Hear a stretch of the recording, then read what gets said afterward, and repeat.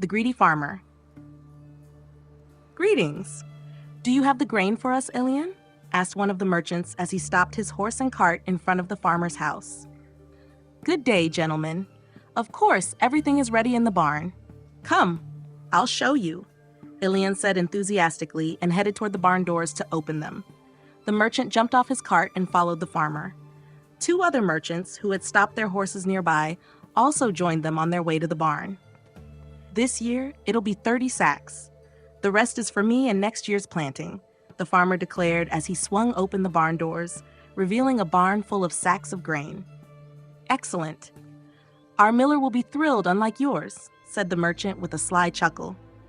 "He's used to it by now, and people have started growing their own grain anyway.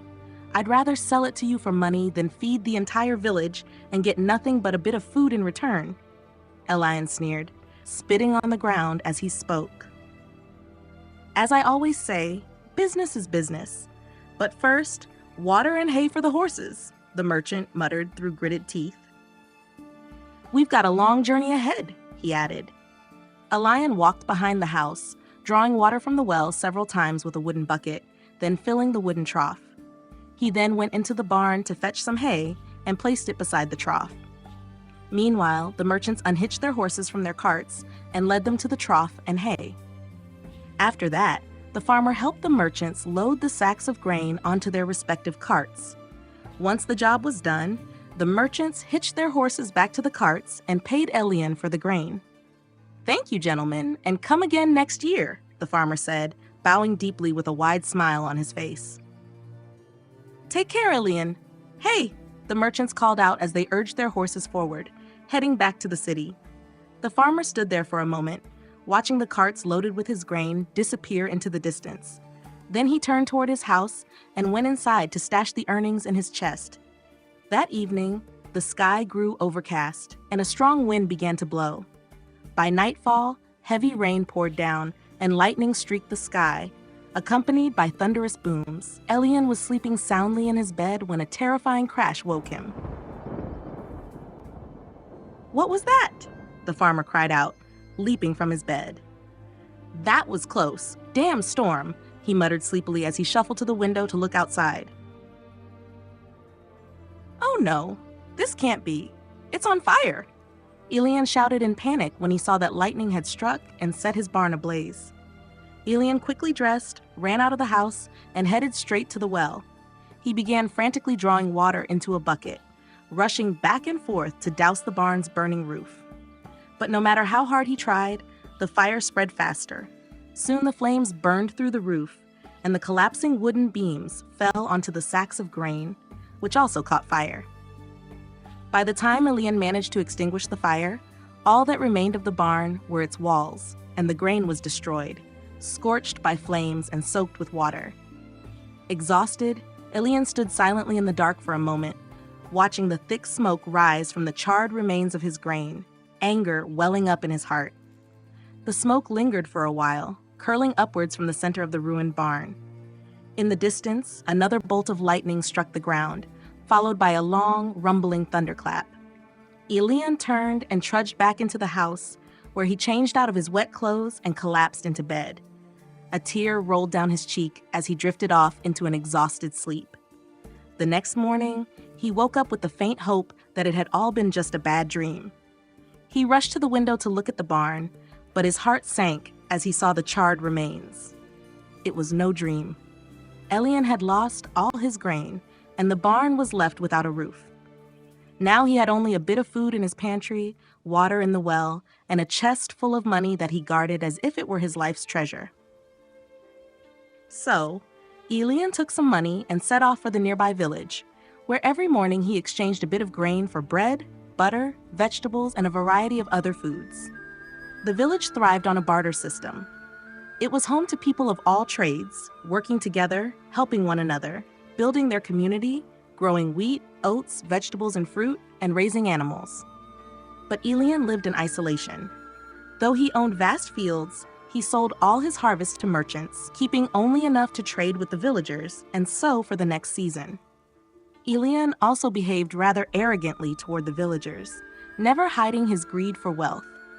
When the village once endured a poor harvest during a drought, the farmer didn't offer any help, even though he had enough grain stored to feed the entire community despite his own reduced yield. "Good day, Ilian," greeted Finn the baker as the farmer stepped into the bakery. "There's nothing good about today," Ilian replied. "Oh, what's happened? After the rain, we've got beautiful weather. What more could you wish for?" the baker said, his face filled with confusion. "I don't want to talk about it. Today I'd like to buy bread with money," Ilian muttered through gritted teeth, extending his hand with coins toward the baker. "Are you joking? You know full well that this is worthless here. The nearest town is almost a day's walk away, and even if I made it there, I couldn't carry a heavy sack of grain back here.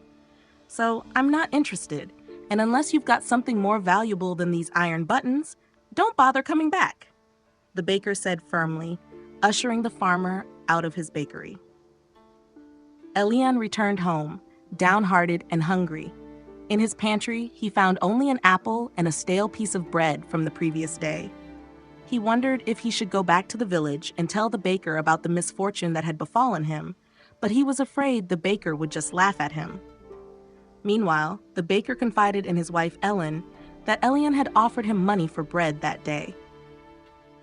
Since Ellen was a curious woman with a kind heart, she convinced Finn to take the bread and visit the farmer together.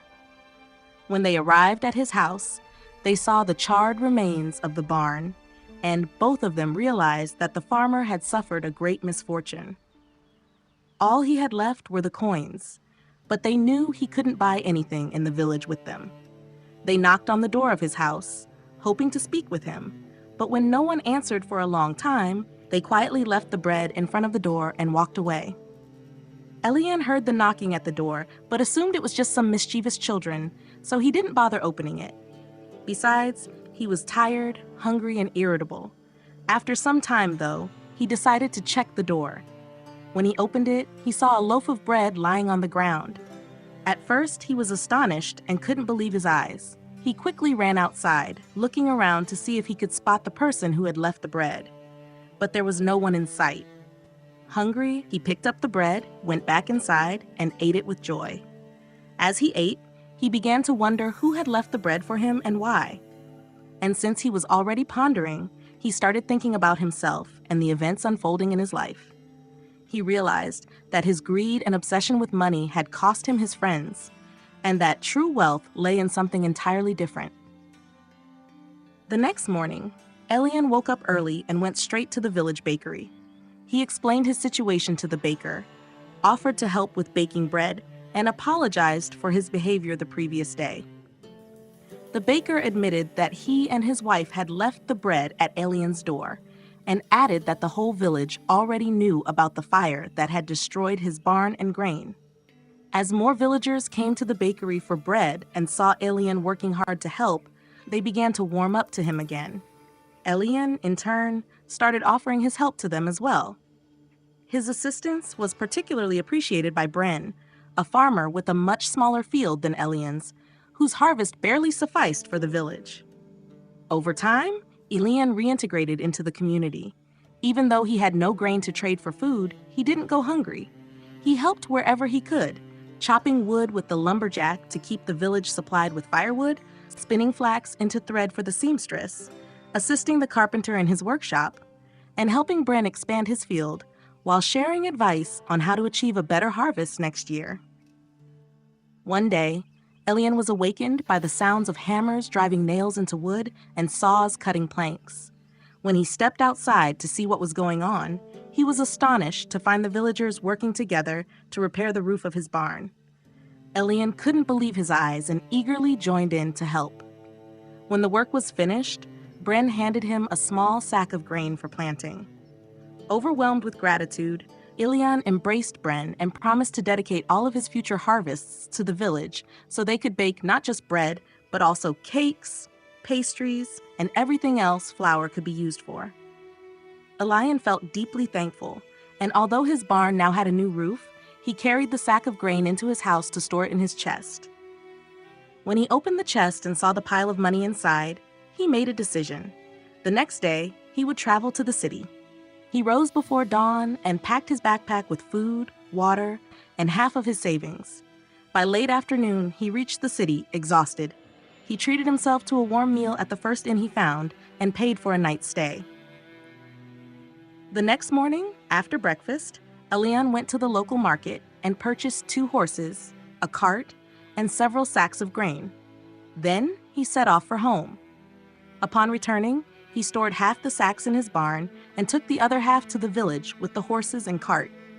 The villagers welcomed him warmly, marveling at where Elian had gotten the horses and the cart. The farmer explained everything and then delivered the sacks of grain to Bren. And so it was that the once greedy farmer became a generous one who valued his friends and wasn't afraid to help them when they needed it. Elian also knew that if he ever needed help again, he could count on them in return. The horses and cart became a shared resource for the entire village. The following year, Elian and Bren had such a bountiful harvest that they had to build an additional barn just to store all the grain.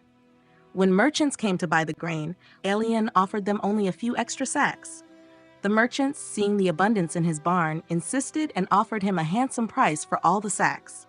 But Elian simply smiled and replied, "I'm sorry, gentlemen, but this grain is far more valuable to me and our village than all the money you could offer."